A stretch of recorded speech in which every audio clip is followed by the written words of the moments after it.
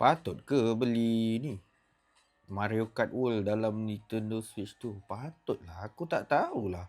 Dia macam tak ada apa yang awesome sangat pasal game ni, tapi bila aku main, best yuk, seronok. Ada feel lah. Dia macam menggamit kenangan zaman-zaman kanak-kanak. Kadang-kadang yelah, kita zaman kanak-kanak ni kita berimajinasi macam-macam, imagine kita kan, nak main tu, nak main ni, nak nampak macam tu, nampak macam ni. Dia buat aku rasa macam aku dapat balik ke zaman kanak-kanak aku. Aku nak beli ni dulu, bapak aku tak bagi.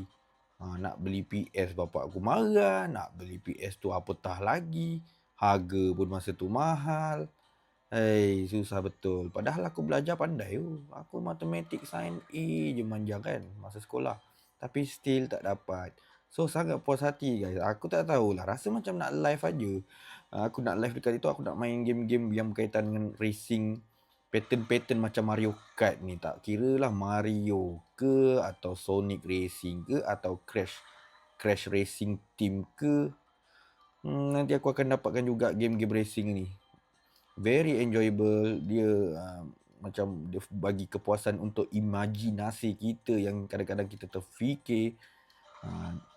Aku pun dah tak minat sangat lah nak main game-game kereta yang hyper realistik ni, macam Gran Turismo, macam Real Racing, Forza Horizon.